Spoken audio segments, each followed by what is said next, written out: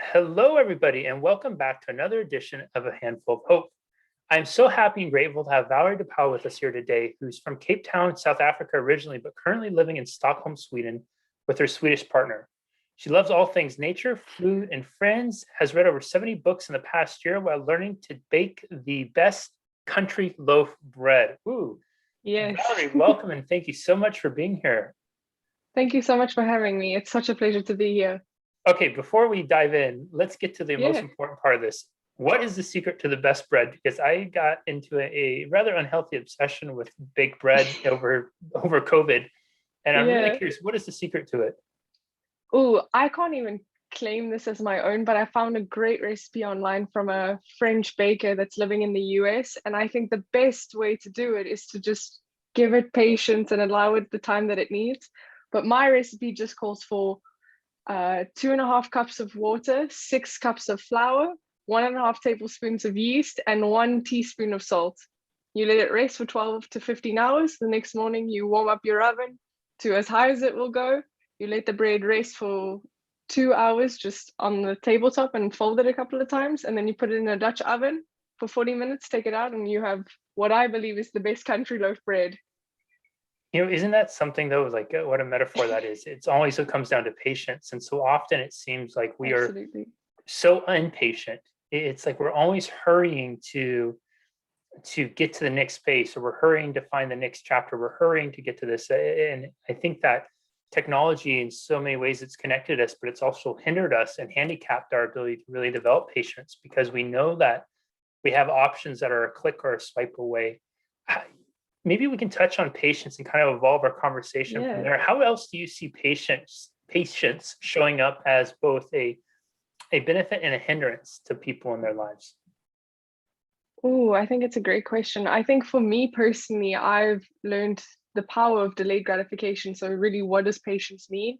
And I think, whatever I do today is an investment for myself tomorrow. I think if you look at it from like a health perspective, so people really putting in that effort for exercise in general, you may not feel the effects today, but you can see that investment coming in tomorrow, the next week, the next month, the next year. And I think when you think of it in those terms, it's an investment for my future, like for my health, my well-being, what have you. Mm, You can really start to take shape and fold. But I think how it implicates us now is that we live in a society that has become all about immediate gratification. We want things here, we want things now. So I truly think that no matter where you're living, there is always that sort of finding feeling. You have that from social media, you have that, for example, from Amazon delivery now. So if everything is available at you now, why would you want to wait long to get an investment back or sort of anything back? So I just think for me, it's now finding that, and I've learned that I think like a lot of people through COVID and being very still, but also through reading and then sort of jumping into different people's perspectives and their journeys through a lot of things in the world that I will never get to experience, and sort of just understanding other people's human emotions and journeys as well. gosh, that is it's so true too. It's that delayed gratification really can be such a superpower if we're Yeah. willing to wait. It's kind of like saying, if you were to if you were single and you wanted to be in a relationship, and you had the opportunity to go on a blind date with 50 potential partners, but what you didn't know was that they were lined up in order of least compatible to most compatible, least desirable, desirable in the sense of things that you want or you really resonate with in a partner, to most desirable. But if you were a person who operated from that place of fear and scarcity and lack, and what you were so terrified and you were driven by was that fear of being alone, that fear of not being loved, that fear of not being enough, you would likely, you may very well likely gravitate to the very first person, number one or two or three, that shows an interest. Even though in that scope they're the most unqualified, but it's just that they spoke to that fear and you got instant gratification, because in that moment you felt like you were enough, you were loved, that you belonged. And it's a curious thing to consider how much all of us leave on the table because we're not willing to wait for the right thing or something better. Instead, we're so impulsive in the moment and so instantaneous. And whether this is speaking to our fears, our hopes, our wants, our dreams, we're often not willing to put in the work in the moment. And oftentimes in the moment, one of the hardest things to do is to just take a breath and wait and allow things to evolve. Absolutely. I think you can sort of compare it to, like, I don't know if you've seen that experiment with kids and marshmallows. They say, you Yes. know, I'm just going to step out, and if you don't eat this marshmallow for 5 minutes, I'll give you another one in 5 minutes. And I think 9 out of the 10 kids all ate the marshmallow in 30 seconds. I remember watching the video, and one of them like licked it and then like waited to see if anyone would come in, and then ate it and try to like mimic that the plate was invisible to the marshmallow. But I think the biggest skill is patience.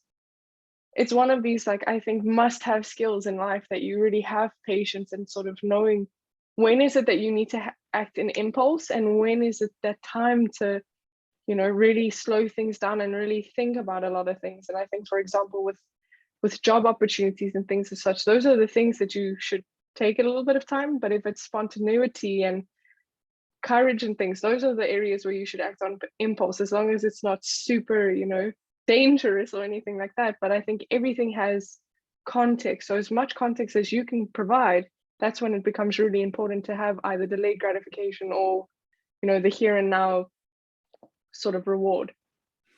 It is interesting too that Yeah, when you really do step back and think about it, you see patience as what a superpower it can be. for Oftentimes, it sure. seems that many of our challenges and struggles in life are a byproduct of an unwillingness to be patient. I used to do personal training right after college. And I remember every time January would roll around, you have all the New Year's resolution folks come in. And Yeah. they'd come in with these goals and aspirations of losing weight, getting in shape. In the first few weeks, they would do that. You know, you're starting something new, and there's I can't remember what the actual term of it is, but there's that instant reward, right? Because if you're a beginner, you're going to see immediate improvement no matter what, just because you're engaged in the process. But what happens is there's a diminishing return with it, right? As you pursue on the path to mastery, the steepness of improvement oftentimes diminishes.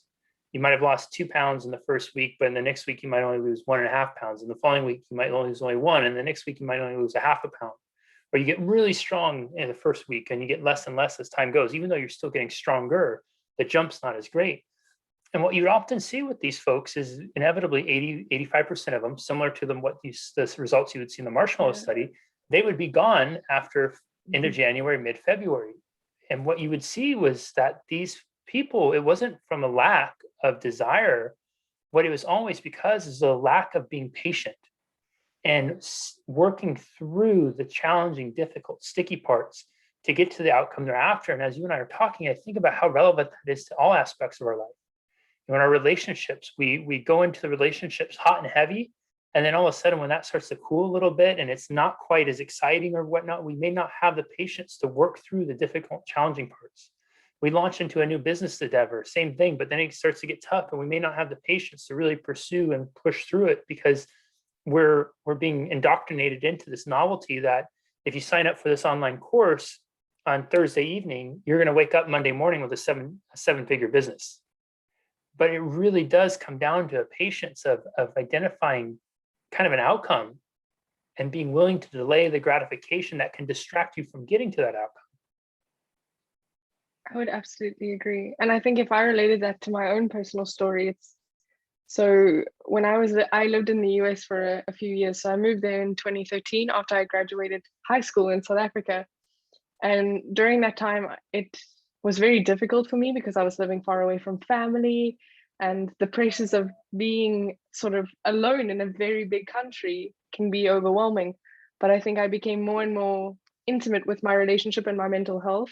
So when Mm, I was there, I became a lot more sort of, I had more frequent visits from my anxiety, and then I started seeing a therapist and such. And I think the journey with my mental health has sort of been the same way.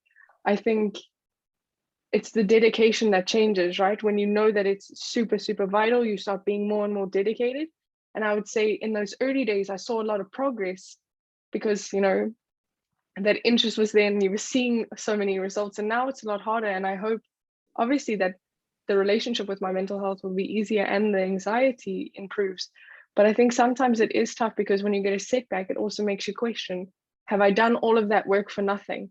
Mm. So it's the same with people who are doing fitness. And I'm sure you've seen that in personal training. Maybe people want to hit a PR in deadlifts and then they fail. And it's that question of, has everything that I've done up until this point been for nothing?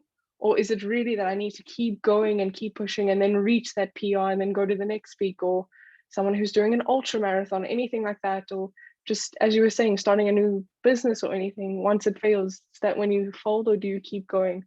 So it can be really, really challenging. Valerie, when you started working Mhm. with mental health, working with your own personal mental health, did you do it? I'm Yeah. curious. Did you do it, I guess, with a goal in mind? For example, I'm feeling this way, and what my goal would be is to feel this way. Or did you do it more of a recognizing that it's kind of a struggle and you want to improve on it? What was your process in beginning with that? Yeah, I think to answer your latter question, I didn't want to admit that it was a struggle.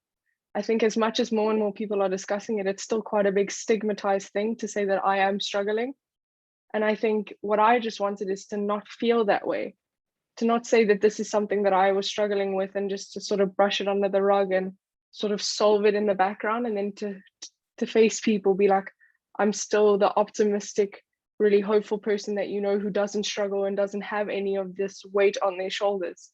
So I think for me it was, I just wanted to stop suffering in silence in some way. So then I sought help and everything like that. And then I realized over time that's not helpful to really anyone to say that. And then I'm not creating a boundary for myself, because I think if you would ask a lot of people that I know, I've changed in a lot of ways. And the most recognizable one is now I actually say no to things. So if you Hmm. ask me to hang out, maybe there is a big likelihood that I say no, not because I don't want to be with my friends and I don't love them or anything like that. It's because if I can't come to something full heart, full mind, I just don't think that it serves you, anybody, nor myself. So I have to set that boundary for myself and say, I'm not in the best place for you, and especially for myself. So I just don't think now is the right time to see each other or hang out or do something like that. It sounds like almost or you're learning to choose you.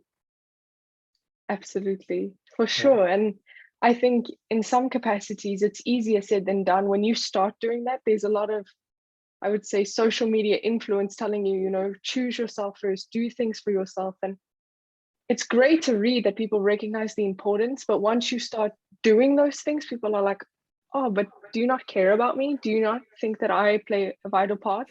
Why are you putting yourself first? Don't you think that's selfish? And then you're still sort of at those negotiable terms saying to yourself, is that really what it is? Because in my heart, I just want to be a better friend to you, or a better colleague, or just a better human in general. So I think it's a very polarizing relationship with how some people receive it versus others. Yeah, we seem to allow so much our perceived perceptions or assumptions about others Yeah. to influence our behavior choices that we make about ourselves. And what I'm hearing too from you is it seems like there is just such an incredible opportunity for really improving our mental and emotional health and well-being if we get in the habit of choosing ourselves first. And that means, and what it doesn't mean is, it doesn't mean that we're telling everyone no and shutting ourselves off. What it means is that we're really getting almost introspective, maybe, to Mm-hmm. understand what we need and what matters to us, and have it be about us choosing for what's in alignment with our well-being, as opposed to, I think so many of us, where we've gotten into the habit of saying yes or no based off of the feedback we're getting from other people. Yeah. No, I completely agree. I'm not sure if we spoke about this the last time we spoke, but I've read an incredible book that really resonated with me a lot. It's called Think Like a Monk by Jay Shetty. He sort of lives the monk values, and what he talks about is detaching versus attaching. So a lot of times we attach to things that is more of importance to others. We don't really feel that it's important to us, but we know that it's important to others. For example, the way others see us versus how we see ourselves. We could feel that we are confident and empowered and all of these things, but the moment someone has an attached opinion on us, we start to do things that we normally wouldn't do just for the sake of that opinion, or we attach to things that we don't really care about, whether it's materialistic, for example. So I think for me, it's been that journey within my mental health is to also step back and say, if I don't really love this thing or that opinion or anything in between, am I doing it for myself or am I doing it for someone else? Because what I value is at the end of the day, I would hope that I would want to make that I probably give more to the world than I take out of it. And if it's not serving that true value, then I shouldn't really be doing it at the end of the day. How did you come to be aware of that? I'm not sure. I think it is actually one of the things that I've been reflecting upon a lot during the pandemic. In South Africa, there is a lot of community service opportunity. So I think a lot of people have the sort of, how do you sort of describe it? This need to always want to give back. And I'm not saying that you don't see that in Europe, of course you do, but I think growing up always with that sort of mentality, you really want to give back in those ways. And I think just always having those values around me shaped it that way. And also I'm just very moved by the people around me. I mean, in South Africa, the latest captain of the Springboks, for example, Sia Kalusi and his family have given so much back during the communities during the COVID pandemic. And I was like, I really look up to those types of people because that's really what I want to be doing as well. And that can be in various forms. I see that in the same with your podcast and the discussions that you have with incredible people. I know that the one episode that we discussed is building that resilient mind, but it's really, how can you make someone's day brighter? How can you give someone that laughter that they really needed, or just that 50 minutes of having a breakthrough struggle or anything like that? I think because so many people gave me that when I needed it most, that I only wanted to do the same for others around me as well, even if I didn't know them. I'm curious, do you find that your mental health improves as you give more? Absolutely.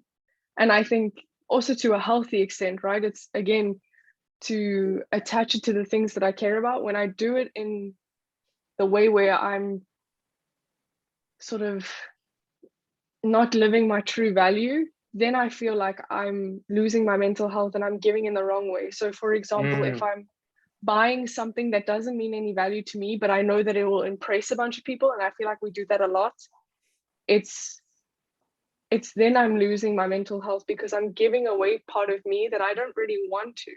So I give in the ways that really add to that sort of life motto that I had. And sort of then in those moments, I feel so much better. And obviously it's empowering. I think when you give back and you want to be community service oriented, there is always, unfortunately, some sort of self-purposing motivation behind it, because you feel good when you help and see others do good. I think, like a lot of people, when people are truly happy and people are winning, as it were, you really feel happy on behalf of others. And I couldn't agree more on that concept. Yeah, and I love that answer. And I want to also just make a quick note. When I say give more, I'm not implying as a quantity, but really as more of exactly what you're speaking to, where it's really more in line with you. Because I think sometimes we can get on that space where we use more as a quantifiable piece, and we end up giving so much away that we're actually giving of ourselves too. We're giving ourselves away and we're not leaving enough left for us. And it really is, it's that giving that's in alignment with you, where you're giving for the love of giving, but not giving because of the need for giving, so to speak. Absolutely. And that's what I was also trying to sort of serve as well in context, is that people give a lot of themselves away. Maybe you sacrifice yourself, you don't go after your dream job, you don't take the love that you deserve. And I always, growing up, I don't know why, I used to hate the saying, and still do, that I don't deserve happiness, so I don't deserve love. Everyone deserves happiness. We all deserve freedom, we deserve love, we deserve happiness. It's just I think the things around us, when we've given so much of ourselves, I can see that then that gets blurred, and then you don't feel that you obviously need that, because in all capacities humans need that.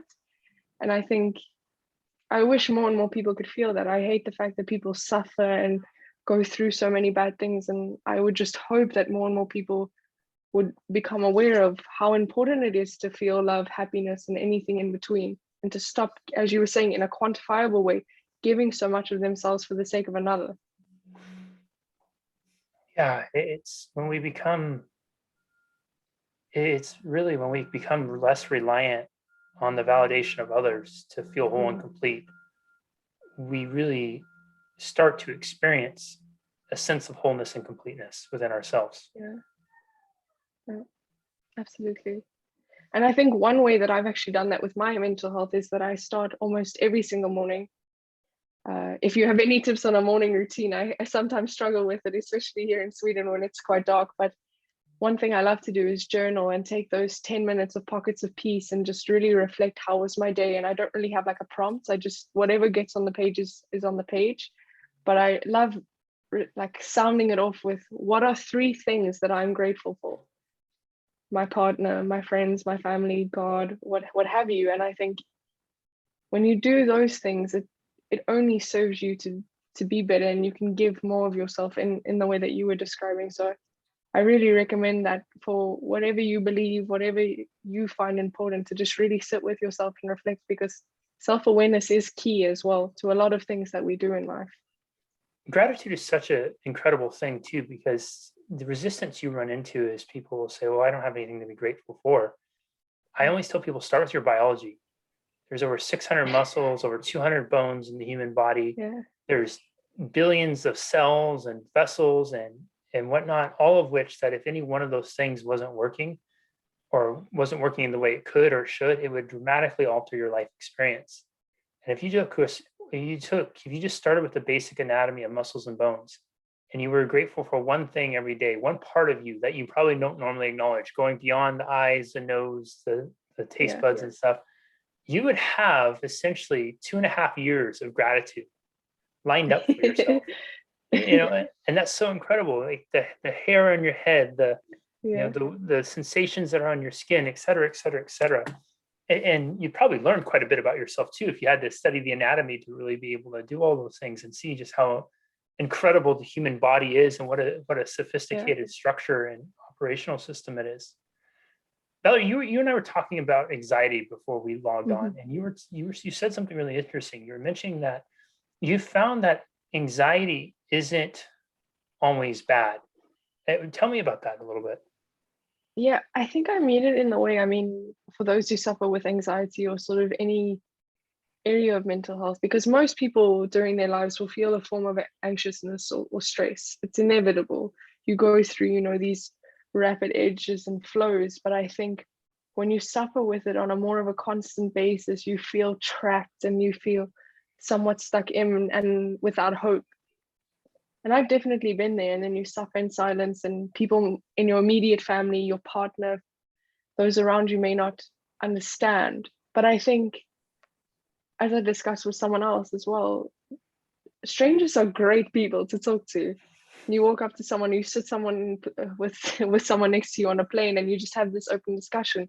Just really wearing your heart on your sleeve can really open that up. And I think within anxiety, and I wish for me and hope for others, you don't have to go through periods of constant anxiousness and panic attacks and everything like that to get there. But for me, it's also motivated me to be better. It's motivated me to be better with my health, more consistent in the ways, for example, that I eat, that I see that delayed gratification. Yes, it doesn't come easy. I might be anxious now, but hopefully in a few hours it'll feel better. But I still have to go through all of those motions to get there. And I think it's also helped me to see that where I was working specifically, now I'm at a new place and hope it will be the same. But where I was working, it really showed me that even if you struggle with things like anxiety and anything like that, there are places who can support you, and there are these circles of trust where you can be vulnerable and really share what you're going through. And a lot of people around the world are suffering a lot more than I do, and I just hope they find those support systems and everything in between. But I do know that a lot of people with anxiety have also said that it's been also their biggest motivator. They wanted to prove it to be wrong because it's not their definition, it's not their definer. They've still managed to go out and achieve a lot of things and proven, most importantly, to themselves that they are capable, that they are, you know, important, and they deserve happiness and love and everything like that. So I think, don't get me wrong, anxiety is terrible. I don't wish it upon anyone, but I think when you sit down with yourself and you have these self-awareness, and you could be feeling anxiousness for 5 minutes, or you can have general anxiety disorder or any of those forms, but I think it's not always bad. And I sometimes get sad as someone who does have it, that people sometimes share it only in a negative, that someone hasn't been able to go on and do great things with their life or anything like that. And not only with anxiety as well, but some people with depression or bipolar disorder, imposter syndrome, any of those, that sometimes it's showcased that then you don't go on to do great things or change the world in any capacity as well. Valerie, before I ask my final question, where can people find and connect with you online? I think one way is I have my own podcast, so it's called Everything with Val, where I talk about life, current events, and travel, but a lot about anxiety and vulnerability. But I'm also on Instagram, Everything with Val, on Twitter, Everything Val. So definitely reach out there, and I've shared some stuff with you that you can share with the audience as well. Yeah, we'll make sure we put all those links up there. In the last year, you've read over 70 books. I know you mentioned Think Like a Monk, Jay Shetty's book. I'm curious, what was the most impactful, meaningful book for you? That wasn't the Think Like a Monk in the last year, and why? Oh, I think it was Can't Hurt Me by David Goggins. He was a Navy SEAL. I'm not sure if you know his book or anything like that, but for me, when I read it, and I know people have polarizing opinions on it, but for me, it really woke something up in me. And it was like, you might not enjoy everything that you do, and some things are, you know, tedious and not really happiness fulfilling, but they're important to do. And as a kid, I think the biggest example is I never really understood why you needed to make a bed. You were just going to get in it every day again. So I didn't see it. You were going to mess it up and everything. But now I'm someone who aggressively makes their bed every single day. And it's, for me, it's that first goal is achieved now from the moment I wake up. So that structure of achieving things and getting things done has been put in place. And I don't do it every day. I wish that I could say that I'm consistent in that regard, but it definitely helps me set that mindset of go out there, get things done, and at least get the, you know, at minimum things done so you can feel good and do good as well. But I think on another note, it's just, I don't know how you can't read that book and not feel motivated. He just writes it in a way that I genuinely felt that if someone asked me to lift a 50-story building, I could have done that, because I can master my mind and get through so many things. And it was during a time where I was doing pretty terrible and felt pretty bad a lot of the time. And when I read it, it was so motivating, and it pushed me to be like, there's hope, and I can hopefully get through and use my support system around me and not feel drained or any of those things most of the time. So Can't Hurt Me is definitely one that I recommend for a lot of people. Yeah, I would agree. It's definitely not for the faint of heart or those who are easily offended by certain language, but it's a powerful look into human potential and what we can do when we get out of our own way. Valerie, what a treat this has been. Everyone, you're going to rewatch and re-listen. We took an incredible journey with Valerie, talking about what we can learn from marshmallows and the power of patience, and how we can really unlock patience as our superpower, and looking at what we cost ourselves by not leaning into the delayed gratification, and what we can gain if we really learn how to delay and instead stay patient enough to get to the outcome we're after. We looked at mental health and the idea that sometimes one of the antidotes to mental health, or a fast way to start to improve it, is really looking at the giving piece. Not only giving to others, but also giving to yourself. And what that means is learning to say yes to yourself, learning to choose you and put you ahead of and above before others, before you say yes to others, and not so much allowing others to influence who you are, but instead deciding who you are and making choices that are always in alignment with your greater good. We looked at anxiety and how anxiety, sometimes it's so perceived as a negative thing, but it actually could be used in a beautiful way to become a motivator, to become a line in the cement that we use as a proving point of how life was and how we're going to make life be. We closed off with the idea of Can't Hurt Me. And if you haven't read Can't Hurt Me before, it is definitely well worth the read.